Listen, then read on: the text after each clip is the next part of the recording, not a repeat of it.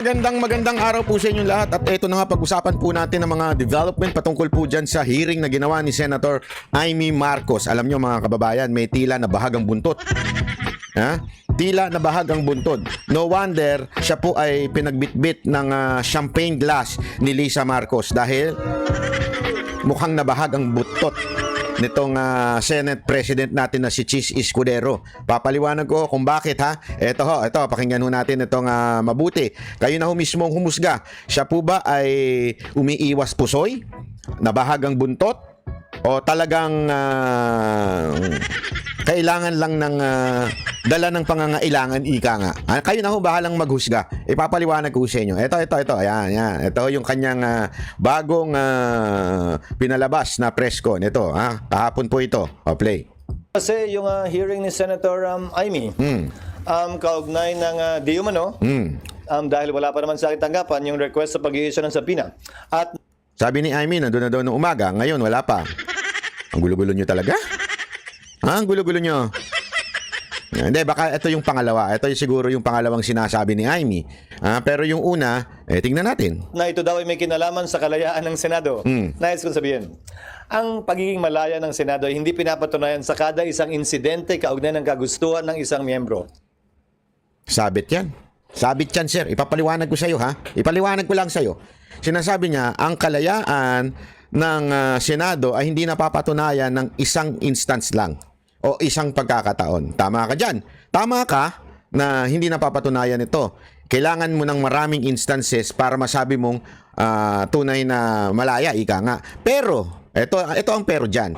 Pero, kung ang isang bagay ay hindi kayang panindigan, nagkakaroon ng problema sa credibility ng kalayaan ninyo, lalong-lalo na ikaw, yung credibility mo bilang isang Senate President, yung credibility mo na ikaw ay independent at nagdidesisyon ng sarili mo, malaking problema natin.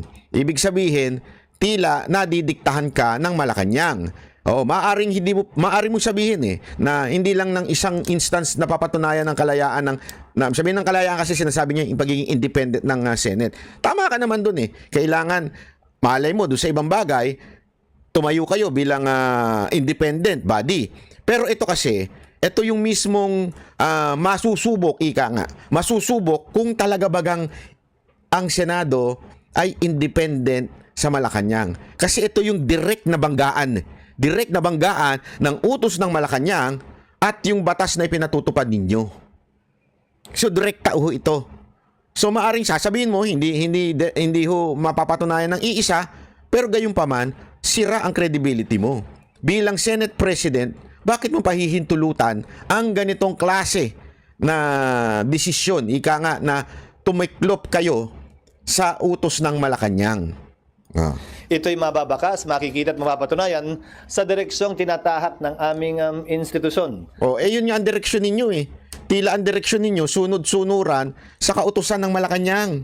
Diba? Ito na po yun Ito na po yung tipping point Ito na, wala na hong ibang masasabi natin. Ano ba? Kayo ba'y malaya, independent o hindi? Kasi magkaiba ng utos Diba? Magkaiba kayo ng tinatahak. May sarili kayong rules, may sarili kayong batas. Pero binabangga ng Malacanang. Ang tanong, titiklop ba kayo o hindi? Mamaya papaliwanag natin yung dahilan niya kasi may palusot siya dito Ito yung palusot niya. Nasabi ko na kanina at alam na rin niya yun na dahil sa pag-invoke ng executive privilege na sang-ayon sa mga naging desisyon ng Korte Suprema ay minabuti ko na ito'y i-refer sa legal ng Senado para sa gayon ay matiyak na ang aming gagawin. Tumatawag si Hart. Hindi si Hart yun. Ikaw naman banat ba yun? Nainggit ka na naman kasi single ka Hindi. May nagriring kasi yung telepono niya ay hindi makakadagdag ng gulo at hindi maglilikha ng constitutional crisis. So ang ginawa niya, pinasa daw niya sa legal ng Senate. Okay? Sa madaling salita, umiiwas pusoy talaga siya. Sa madaling salita, kung ano man daw ang desisyon ng Senate legal team, yun ang kanyang somehow papanigan. Okay? So pag sinabing ng Senate, legal ng Senate at sinabing magkakaroon tayo ng problema. So wag mo nang pirmahan niya subpoena. Tapos, siyempre, alam mo sasabihin ni Escudero, alam ko na Sabi ng legal ng Senate, ganito daw at makakagulo pa ito sa ating bayan na dapat tayo nagkakaisa sa tunay na problema ng ating bansa. Ganyan, di ba? Alam naman po natin yung mga karakas na ganyan eh. O, di ba ho? O, ito ang problema ko dyan. Ang problema natin dyan, meron kang katono. O, yung piyok mo, ika nga yung kanta mo, may katono. Sino? Si Marcos. Ganyan din ang tono ni Marcos nung tinanong siya, akala ko ba we are no longer part of the ICC and you said na we are no longer, wala nang authority ang ICC sa Pilipinas. Ano masagot niya? Interpol. Hindi kami sumusunod sa ICC because we are no longer part of the ICC, but as a country who cooperates with Interpol, so Interpol ang may kasalanan. Interpol ang sinusunod namin. So ginawa niyang scapegoat yung Interpol. Sounds family? Sounds familiar mga kababayan? O, ganyan din si Chief Escudero. Ganyan ang kanyang direksyon. Pag sinabi ng legal team, hindi naman kasi ito desisyon ko, desisyon ng legal team. O, ilusot ka na naman. Ganun ang dating. Ya? Pare-pareho kayong walang yagballs. Gago! Yun ang katotohanan. Hindi ninyo kayang panindigan ang tunay na batas sa Pilipinas. Ang simple-simple lang ho niyan. Sa dulo, anumang compulsory process na i-issue ng Senado na hindi kayang ipatupad ng Office of the Sergeant at Arms, syempre hihiling ng tulong yan sa tanggapan ng Philippine National Police. Paano mo ipapatupad yon kung hindi sumasang-ayon ng executive doon? Yan ang simulain at bahagi ng tinatawag nating constitutional crisis na hindi ko papayagang mangyari o makadagdag pa sa kasalukuyang mga problemang kinakaharap ng ating bansa. Yan. So yan ang kanyang palusot. Alam na natin ang desisyon niya. Alam na natin ang desisyon niya na hindi siya papabor sa subpoena because there will be a constitutional crisis. Alam mo, padre, simpleng-simple lang ito, makinig ka ha. Naintindihan ko kasi sinasabi. Kasi ako, open-minded ako. Iniisip ko rin yung dahilan niya. May punto naman siya doon. Paano mo isusubpina si Marbil, si Torre, ang sekretary? Paano mo isusubpina? Sino ang aaresto sa kanila? Iuutos mo sa Sergeant at Arms, sa pulis. Sino bang head ng pulis? Si Marbil. Di ba? Sa tingin mo, aarestuhin, iko-contempt ng pulis si Marbil? Imposible. May punto ka dyan. May punto ka dyan, padre. Pero, isa lang masasabi ko sa'yo. Hindi yun ang punto ng taong bayan. Ang punto ng taong bayan ay wala na kaming kakampi sa gobyernong ito. Na supposedly, the government is for the people. The government should be of the people. Kailangan itong gobyernong ito ay para sa taong bayan, nagsisilbi sa taong bayan, ang namumuno ay taong bayan. Pero dahil sa ginagawa ninyo, na tila wala na kaming kakampi, kahit sa Senado, ay isang kalapastangan sa ating konstitusyon. Bakit o kanyo? Dapat di ba, all powers in the government, all authority emanates from the people. Ngayon, dahil sasabihin nyo lang merong constitutional crisis, hindi nyo nakakatigan ng tama. Naintindihan natin mga kababayan, simpleng-simple lang ito. Sa akin, kung sa tingin mo magkakaroon ng constitutional crisis, still, sign the subpoena, prove to people that Senate is independent. Kung hindi arestoin ng PNP, it's okay. At least you prove to the people that you are independent and that you are in the side of the people. Whether maaresto o hindi maaresto, abay problema na ho nila yan. Problema na ng pulis kung hindi sila arestohin. Pero at least kayo nanindigan. Dito pa lang, hindi na kayo naninindigan. Napakahalatang umurang ang buntot ninyo Paano na ang taong bayan ito? Saan natatakbo? Supposedly, kayo dapat ang tinatakbuhan Di ba? Korte at kayo. Sa korte, alam naman po natin, it's a fact. Matagal talaga sa korte. It takes time. So what are you going to do? Ito lang simple yun Chief Escudero. Chief Escudero, makinig ka na mabuti sa akin Alam kong ordinaryong Pilipino ko, pero ako po ang isa sa mga nagbabayad ng inyong sahod bilang isang taxpayer. Opo, taxpayer po ako kahit i-check mo. Nagbabayad po ako ng tax. Kaya nga ako nakakakuha ng visa kasi meron po akong income tax. Pero gayon pa man, isang simpleng-simpleng bagay lang, Mr. Chief Escudero. Kung may bayag ka, pirmahan mo. Kung may bayag ka, pero kung talagang pinapatunayan mo na isa kang utusan ni Lisa Marcos, wala tayong magawa doon. Sana lang hindi magselo si Heart Evangelista. Diba? Kahit ba sabihin na natin may constitutional crisis kayo At least nanindigan ka. Kaya kahit pa paano, mas bilib pa ako kay Senator Amy kaysa sa'yo. Si Senator Amy, kahit alam niyang tatamaan yung kapatid niya kahit anong iniiwas niya ng iniiwas yung kapatid niya, pero obvious naman na kapatid niya ang isa sa mga nagmamando. Kasi, alam naman, don't tell me, si Bersamin, gumagalaw ng hindi alam ni Marcos. Ano to, natutulog? Natutulog ba si Marcos? Baka ma-over ano yan, ha? Ma-over, sleep. Okay, yung ano, easy. Gago! Baka ma-over sleep yan. Hindi, kasi ganun ang ano dating. Pero gayon pa man, ano ginawa ni Senator Amy? Kahit alam niyang mahirap kalabanin, kahit alam niyang medyo magkakaroon ng constitutional crisis sa gagawin niyang hearing, ginawa niya. Then let the people decide. Let the people know. That's what is important here. Malaman ng taong bayan, nakakampi namin kayo. Eto, anong kinukonclude nito sa sinasabi mo? Na ikaw ay tuta ni Marcos. Na ikaw ay sunod-sunuran sa Malacanang. Yan po pinatutunayan nito. Di ba? Hindi yan constitutional crisis. Anong pakialam ng taong bayan doon? Kung hindi sumunod yung pulis, wala magagawa. Ganun naman talaga sila eh. Alam mo, ito bigyan kita ng istorya. Istoryahin lang ito. Ito, napakasimpleng istorya. Alam mo ba kung gaano kabastos? Ha? Gaano kabastos ang Espanyol sa atin? Nung panahon na si Rizal, papatayin na sa Luneta, di ba? Alam mo, kinuha ng mga Espanyol, mga Pilipino. Ang nagsuplong din ay mga Pilipino. Ang mismong babaril kay Rizal, mga Pilipino. Tapos, nasa likod nila yung mga Espanyol. Pag hindi nyo binaril yung si Rizal, kami yung babaril sa inyo. Ganun kawalang niya ang Espanyol. Tapos, alam mo, sigurado ako, sa mga kawal na nandun, alam mo sinasabi nila? Ginagawa lang namin trabaho, utos sa taas yan eh. Wala kami magagawa, utos sa taas, papatayin kami. O, di ba? Kasi, doon yung time na yun, ganun doon eh. Doon time na yun, papatayin ka talaga pag hindi ka sumunod sa utos eh. O, papatayin kami. Nakatutok yung baril sa amin eh. Di ba? Kaya lahat kami, we will pull our trigger. Naalala nyo yung ginawa kay Rizal? Ganun din ang ginagawa ng mga pulis kasi ngayon eh. Yan din ang dahilan nila eh. Kailangan lang namin sumunod, utos sa taas eh. Wala naman kaming choice. O anong pinagkaiba nyo doon sa bumaril kay Rizal? Wala. Ngayon, anong punto ko dito, Mr. Escudero? Parang ganyan ka din. Ganyan ka din. Hindi mo gagawin kasi magkakaroon ng problema. Magkakaroon ng crisis. Ang punto dito, nanindigan ka. That's the very point. Nanindigan ka. Wala. Dito pa lang. Wala na. Alam mo, sigurado ko, deep in your heart, alam mong sablay ang ginawa nila Torre, nila Marbil. Alam mo, matalino ka eh. Doon sa vlog nyo ni Hart. Galing-galingan ka eh. O, di ba? So, sigurado ako matalino ka. Alam mo yan. At mismo, yan ang konklusyon. Kasi lumabas doon sa hearing na talagang pinagplanuhan, mali-mali yung sinunod na order. Mamaya, itutuloy natin yung hearing na yan. Di ba? Ibig sabihin lang nun, wala ka talagang bayag. Sana bumaba ka na bilang Senate President. Kung hindi mo kaya, bumitaw ka na dyan.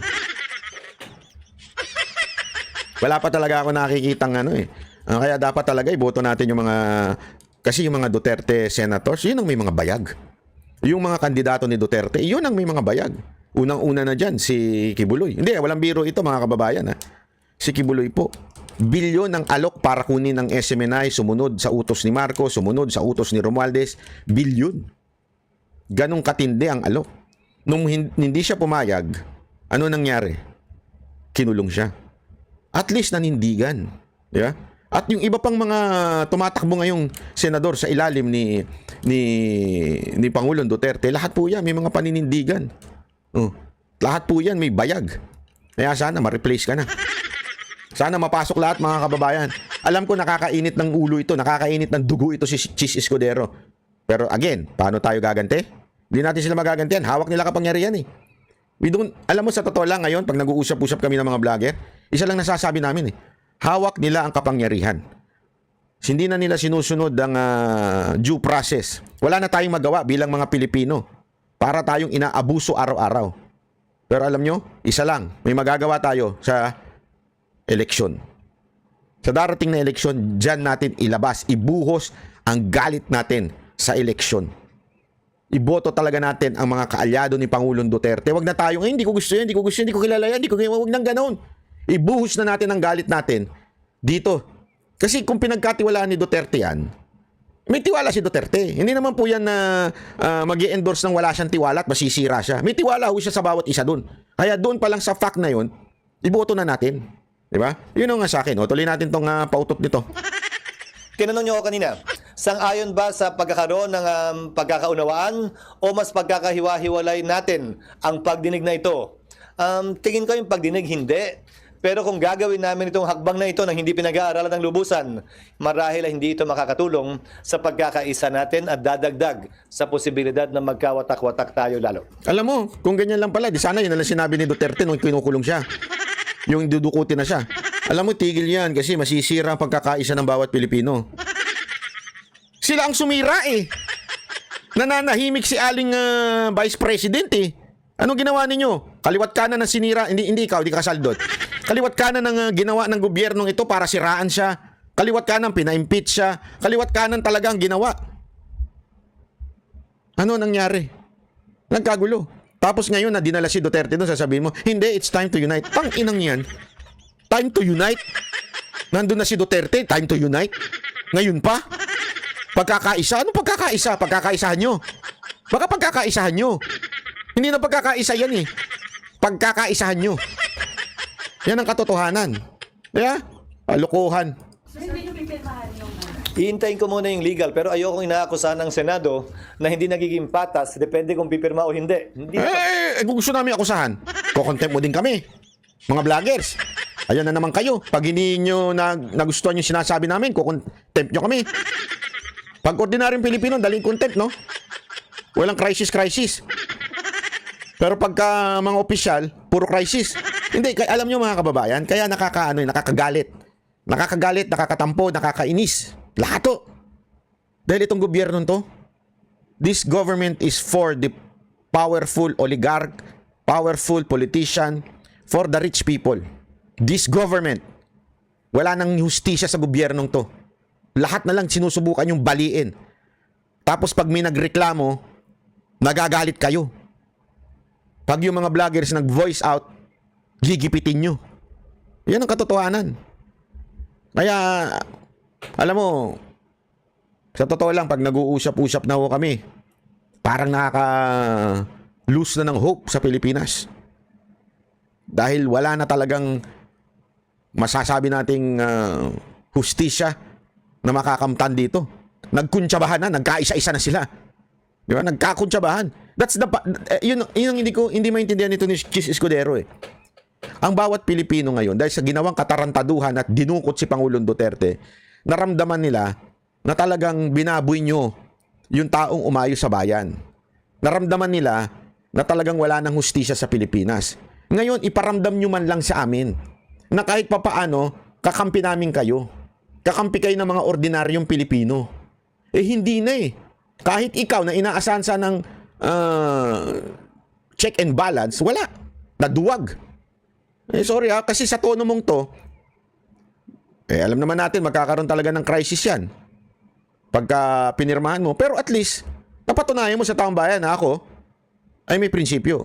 Ang Senado ay independent. Wala na eh. Puro mga, ewan ko kung anong halaga bang na ano sa inyo? Anong pagpapala ba? Base yun doon. Gagawin ko pa rin palagi kung anong tama at naayon sa batas at hindi kung ano ang pangangailangan o kagustuhan ng isa o ilang miyembro. Alam na natin. Recommendation legal. Wala pa, nag-lunch ako tapos dumiretso na ako dito. Hindi ko pa nakikita. Ay, nako, papakit ka pa. Hindi si Heart Evangelista yung nagtanong. Huwag ka nga pabebe dyan. Hindi ko po.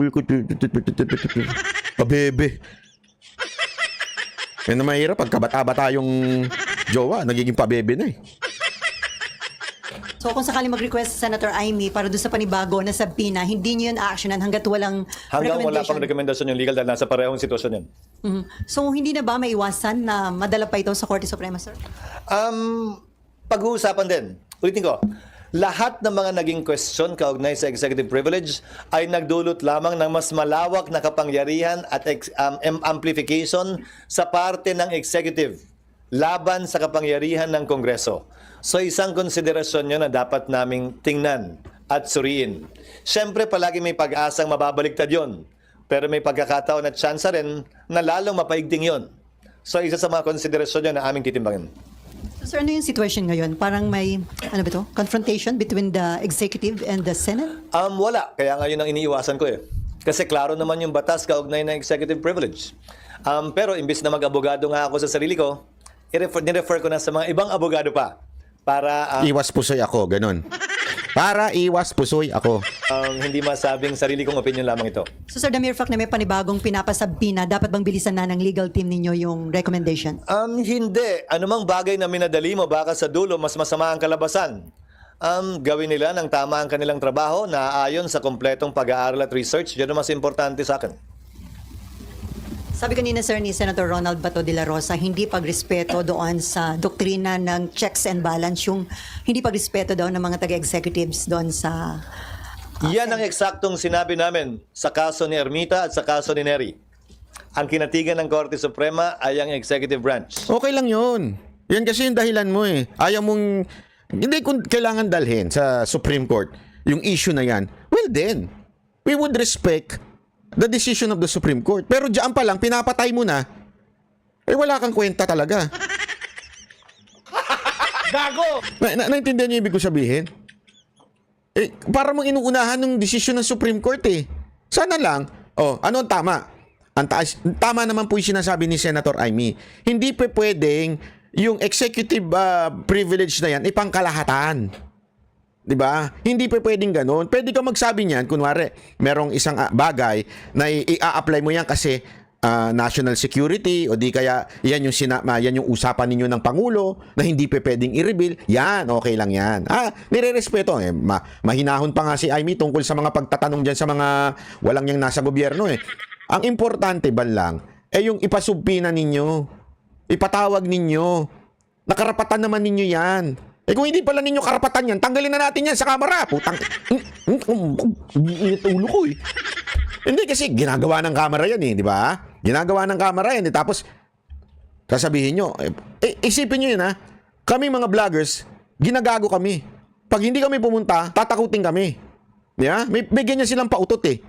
Tapos kayo, wala pang nangyayari. Tumitiklop na kagad kayo. Anong klase yan? Anong klase yan, Jesus Escudero? Bumaba ka na sa posisyon mo. Palitan na yung Senate President na yan, kaya dapat iboto nyo talaga yung 10 Duterte, Duterte. Kasama na dyan si Richard Mata, ha? Basta yung 10, isama nyo na yan, Duterte, senators. Di ba? Yan na ho yan. Huwag na ho tayo mag-alinlangan dahil talagang, wala eh. These senators are not for the people. At binigyang pagpapahalaga at timbang yung executive privilege na kapangyarihan daw ng executive branch. Hindi naman porkit hindi tayo sang-ayon ay ibig sabihin mali na yon, lalo na kung may desisyon at batas na nagsasabing yon ang tama sa ngayon at sa kasalukuyan. Sir, for the record po, yung request for subpoena ay nasa inyo na? Wala pa.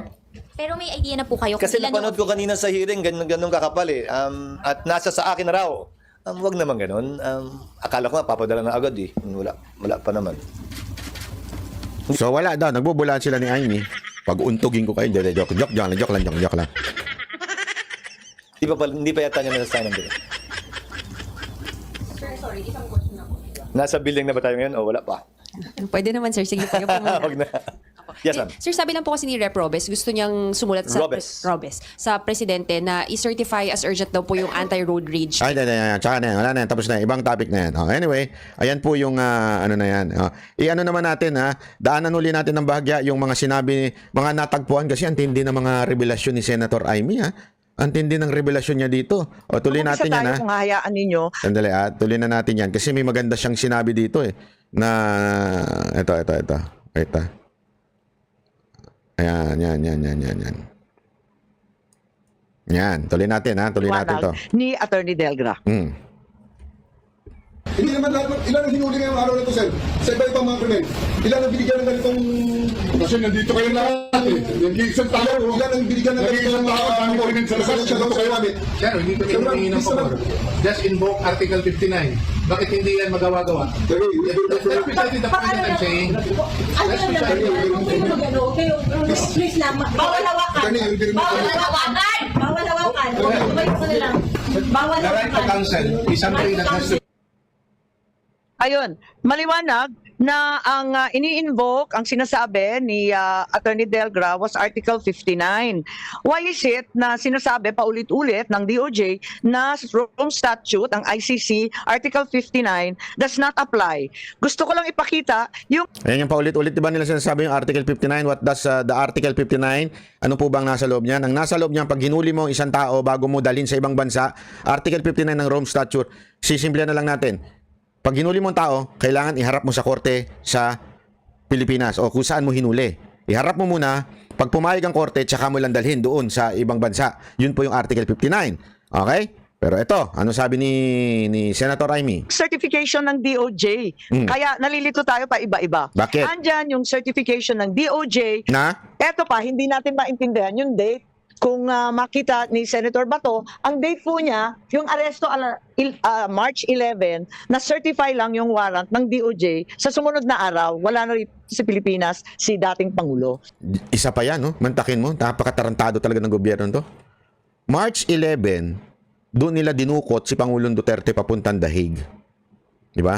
March 11. March 12, doon lang sinertify ng DOJ yung warrant. So, napakasinungaling ni Torre na sinasabi niyang may warrant nung inaresto niya si Pangulong Duterte. Diyan pa lang, mga kababayan. Matinding, ano na ho yan, katarantaduhan na ho ng gobyerno yan. Ayan, dokumentado eh. March 11, dinukot nyo na si Pangulong Duterte papuntang Dahig. Tapos March 12, sasabihin ninyo, doon pa lang sinesertify yung warrant. O anong daladala ninyo no March 11 para anong karapatan ninyong dalhin si Pangulong Duterte sa Dahig no March 11? Kung March 12 nyo pa, hindi ho nagsisinungaling si Senator Amy dyan, may document po dyan. Di ba? Diyan pa lang, Jesus Escudero, ano ka ba? Bulag ka ba? Ano? Bingi ka ba? Ano ba? O may nakatapal na sa mata mo? So, ang certification sumunod sa aresto March 12. Ang aresto March 11, maalala ninyo. Oh. Eh yung certification March 12. Oh. Pagkatapos, ang sinasite dito, Ano? eto na naman, ang sinasite dito, Part 9 of the Rome Statute. Article 59.4, Article 59.7. Eh, nakakahilo po. Kasi ang sabi nila, hindi na nag-a-apply yung ICC at hindi na nga tayo member. Bakit yung authority sa pag-aresto, paulit-ulit na sinasabi kay Attorney Delgra, pati na rin dito sa DOJ circular, na ito ay dahil sa Article 59. Ayan, ang linaw-linaw, di ba? Ilang beses nilang sinabi na hindi applicable yung Article 59 because hindi na tayo part ng ICC. So wala na daw authority yung Article 59. But according to this document, certified by DOJ on March 12, after nawala si Pangulong Duterte dito, ang sinasite pa rin daw ay yung Article 59. Pero ano nangyari doon sa part ng Article 59 that you have to bring it sa local court? Isa na namang katarantaduhan. Kaya nga, kailangan ipaliwanag nila kasi hindi natin po maintindihan. General Torre also claimed that he arrested E.S. Medialdea. Makikita isa pa yan. natin yan for the obstruction of justice. Ayan, mas kabisado na ni Senator Bato ito kesa sa akin. He admitted that he even handcuffed him. At binasahan pa siya ng Miranda rights. Ayan, lahat yan sinabi ni Torre. Inaresto niya si Medialdea, obstruction of justice, binasahan niya Miranda rights, pinusasan niya, o tuloy. Kung maalala natin dun sa video. Eh kung ganun, kung inaresto niya si E.S. Medialdea to the local court, bakit hindi niya dinala sa presinto o inarestong totoo? Bakit imbes na arestuhin at talagang ikulong, pinadala pa sa Hague? Now, ito, ganyang katalino ang mga Duterte at kahit to si E.S. Medialdea. You know why? Diba? Ang tapang niya doon. Oh, di sige, arrestuin niyo ako. Kasabi niya, diba? Alam mo kung bakit niya sinabi yon? Kasi alam niya na pag inaresto siya because of the reason na obstruction of justice, which is the obstruction of justice is based on Philippine law. Therefore, you should bring him sa presinto. Dapat dalhin mo siya sa presinto, dalhin mo siya sa korte, doon nyo idemanda, doon nyo panagutin. Kaya pala, nagpipresinta si Medialdea at sinasabi niya, sige, arrestuin niyo ako, subukan niyo. Oh. Kasi nga, merong dahilan para madala sila sa presinto. Tama, mali? Ang tanong, Bakit hindi sa presinto dinala? Bakit sa eroplano? Doon na ba kayo ng presinto? Nandun na po ba ang husgado natin ngayon? Yung piloto po ba, siya yung judge? Gago! Diyan pa lang, sablay na naman. Parang anggulo. Kasi nung nandito si General Torre, talagang gustong-gusto niya yung Article 125 ng Revised Penal Code kay PRRD. Pero bakit kay ES Medialdea, inaresto niya, tapos hindi naman niya kinuha. Imbes, pinasakay pa niya ng eroplano. Nalilito kaya ako. Tama ba yun? Hindi ba pag inaresto mo, ito turn over mo na o ikukulong na? Paano ba ang sistema, Senator Bato? Wala pa talaga. Inaresto mo na Hinangkap mo na. So, ano pang next move doon? Ha? Kaya nga nakakapagtaka, pinagbiyahin niya. Tama ba yun? Wala makapagsabi na tama yun. Oo nga. At eto pa, nung si General Torres sinabihan, si Attorney Delgra ang susunod na aarestuhin. Ano to? Pananakot ba to? Or talagang sinasabi Ayan, isa niya pa kung to, anong ha? gagawin niya next? May pananakot. Was he going to arrest him for what? Was Attorney Delgra committing a crime? Wala naman di ba sa video? Nakaupo lang yung tao Tapos, bakit hindi niya tinuloy yung aresto kay Attorney Delgra? Gusto ko sana siyang tanungin Bakit hindi niya tinuloy kung talagang may krimen na nagaganap ni Attorney Delgra? Dapat, inaresto din niya. Ba't hindi Tama. niya ginawa? Kung wala namang krimen, ba't siya nananakot? Ayun. Was this a threat? If it's a threat, isn't it the crime of grave threats na bawal sa ating kapulisan? Article 282 of the Revised Penal Code, threatening to commit the crime of arbitrary arrest and detention is clearly a grave threat. So hindi ba liable si General Torre dyan? Bilang tanyag na pulis at general, di ba Senator Bato, ano sa tingin ninyo? Hindi lang liable, Madam Chair, kundi sa nakikita ko talagang lasing na lasing siya sa kapangyarihan. Yun. Bakit to kanya? May pananakot Bawal daw po yun sa batas. Yung mananakot ka, na huliin kita. Ano ka? Parang sanggano lang, parang mga kamote rider lang Tsaka parang mga, alam mo yung mga feeling entitled na mga nagdadrive ng mga four wheels? Ganyan yun Huliin kita! Masad na to! Masad! Mukhang he went overboard. Lahat na lang binayulit niya. Kaya nga sunod-sunod nga Parang hindi naman tama to. Kaya sana nandito sila, pinagtanggol nila yung sarili nila kasi marami sa atin. Nagtataka, bakit ganon si Medialdea, nabasahan na, nahandcuff na, tapos hindi naman kinuha, pinabbiyahe. Tapos yung isa, tinakot ng tinakot, wala namang ginagawa. At labag yun sa batas O sige, iba naman topic ngayon sa doktor. Yan. Doktor naman. Dahil mapunta tayo sa ibang usapin, marami tayong naririnig at alam natin na may mga doktor na tumingin kay Presidente Duterte. Tingnan natin. Ang balita, ang sabi, si Presidente Duterte tumaas ang blood sugar. Meron tayong nakikita dyan at ang balita, ayan, tumaas daw ng lampas ng 300 kahit may insulin shots na siya. Hindi bumababa ang kanyang sugar for diabetes management. Meron siyang insulin pero nandun pa rin sa 328 ang kanyang blood sugar. He was advised because of his acute diabetic complications na magpahinga muna. Hindi naman ako doktor pero yung 300 talaga nakaka-alarma, di ba? Napakataas nito. Oo, taas yan. Bulag ka May diabetes ako niyan. Talagang mataas yan. na talaga at tulog ka na ng tulog. Nakita nga natin na nakatulog siya, di ba, doon sa isang maliit Ganyan po ako. Pagka mataas ang sugar ko, inaantok po ako. Naku, banatbay. na upuan. Bakit pinagpilitan pa rin ng mga otoridad na dalhin si PRRD? Tapos may stopover pa sa Dubai na napakahaba kahit ganito yung kondisyon niya. Sino yung doktor na pumirma ng travel certification? May balita kasi na ayaw ni Colonel Dr. Donald Palma, yung cardiologist ng AFP. Ang sabi daw, lahat ito daw kasi maraming nakarinig, na wag daw ipagbiyahe kasi may sakit. Mahina yung kondisyon. Pero pinagpilitan. Sino si Dr. Jonathan B. Rico? Nako. Was he the commanding officer of the Air Force General Hospital? Bakit pinagpilitan? Eh naku, dapat ipatawag din po yan. Di ba? Yan, doktor na yan. Totoo bang sinabi niya na huwag pabiyahihin dahil mataas? Hindi ko kasi biro yan. Pwedeng ano ho yan. Ang alam ko syempre may diabetes din po ako. Pagka ganyang kataas ang ano mo, pwede kang magkaroon ng organ failure dyan. Pagka nagkaganyan.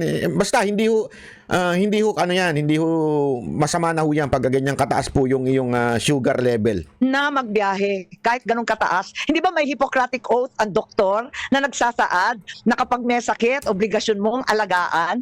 Bakit ba nagmamadali? Hindi ba pwede magintay ng ilang oras para bumaba yung sugar, mabigyan ng gamot? Anong mangyayari kung pinahinga muna ng ilang oras o ilang araw para bumaba yung sugar? Nakakapagtaka. Isa pa, hindi naman niya doktor to eh. Bakit hindi siya pinayagan na patawagin yung doktor? 'Di ba doctor of choice? Parang counsel of choice katulad ni VP Inday. 'Yun ang pinipili niyang abogado. Ang sabi nila napakarami ng abogado dito. Hindi naman yun ang counsel of choice. Ito rin mga doktor na to, hindi naman doktor niya. Personal physician ang sabi. So lahat ito, nasa military facility under the command of General Cordura. Na hanggang ngayon, hindi pa rin sumisipot. Yun. Ilang beses sinabi ni VP Sara nung nakaraan, bakit yung AFP pinayagan ang PNP mag-take over ng Villamor? Sino nag-utos? So, sino nagsabi kay General Cordura na si dating Pangulo ay dadalhin sa Villamor? Normal ba yan? Ordinary procedure ba yan ng PNP? Dadalhin bigla sa Villamor ang mga arestado? Hindi naman yata.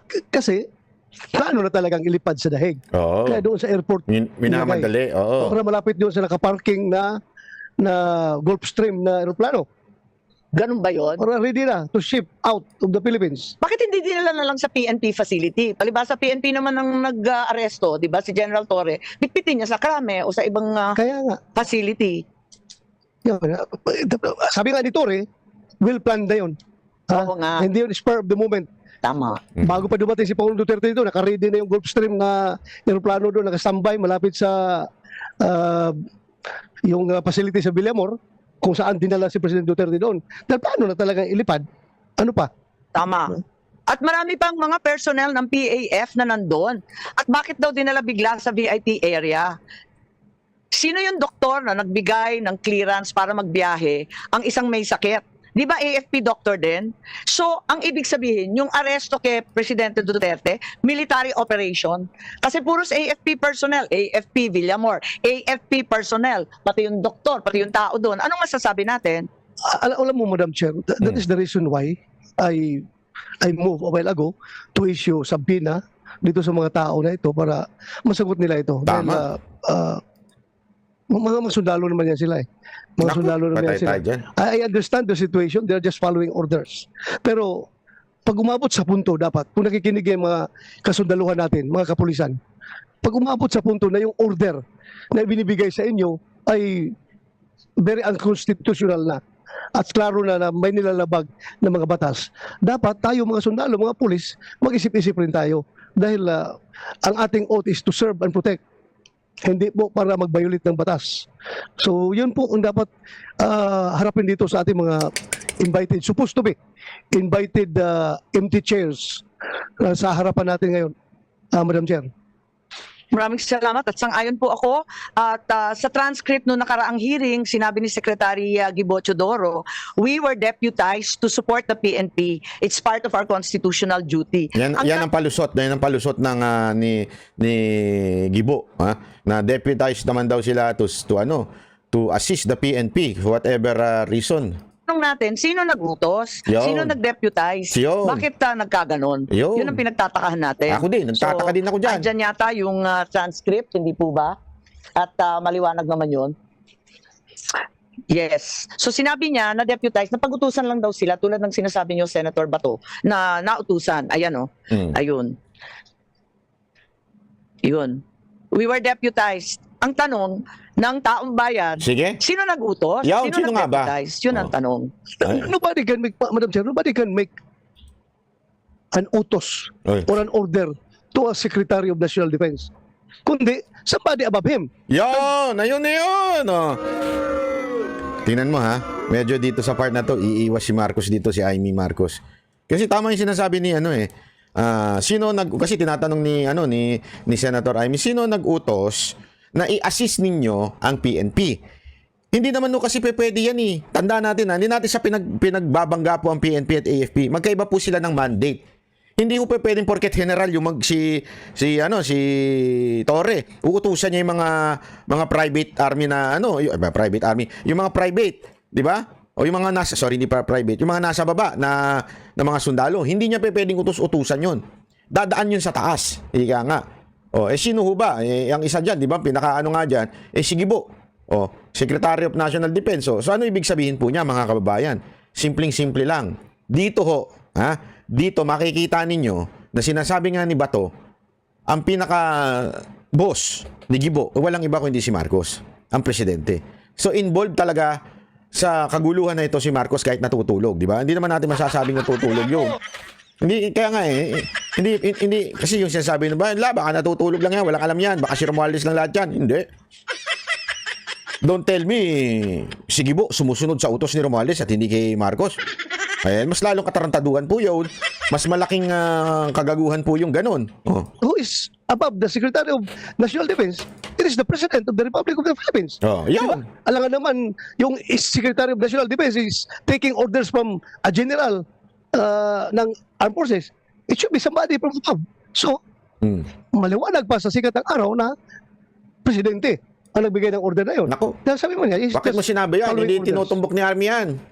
Yun na nga. Sure. Kaya gusto natin malaman kay Secretary Teodoro sino nag-utos. Kasi tulad nga ng sinabi ninyo, wala nang mas mataas sa cabinet member kundi ang Pangulo mismo. Nabanggit ni Senator Bato yung Gulf Stream at narito yung SEC para ipaliwanag. At maraming nagtatanong doon sa private jet with the tail code RPC 5219 used to transport the former president to The Hague. Ayan. So maliwanag po yan. Sino magsasagot niyan, Madam Chair? Yun na nga, kasi wala ngang sasagot. Andito yung detalye natin na meron tayo. If President Duterte is a protected person under the American executive order of President Trump, does that mean the person will have all his or her assets in the US frozen? Nako. Nalilito kami kasi in providing the means of transport so that the former president iti-turn over sa ICC, binigyan ng transportasyon, material support or provision of services ang tulong niya. Di ba po? Talagang hindi naman mangyayari yun kung wala yung eroplano. So, Madam Chair, if Malacanang is cooperating with ICC, albeit patago, kahit na dinay nila, kahit ano kasinungalingan na pinagsasabi nila, nag-cooperate pa rin sila. Dahil nangyari na nga nandun na si Pangulong Duterte. Siguro naman, it is a moral obligation of this committee also to share our findings of this committee to President Donald Trump. Para kung sino mang may-ari nitong Gulf Stream na ito, na aeroplano, ay kung may mga ari-arian dito sa Amerika, i-covered siya sa executive order na pinirmahan ni President Trump. So kung sino mang may-ari ng aeroplano na yan, mananagot siya kay President Trump. Sigurado ako, kung may Gulf Stream ka na aeroplano, meron kang mga ari-arian sa Amerika. Kaya prepare. Ayaw pang sabihin kung sino Si Kong ano ba yan?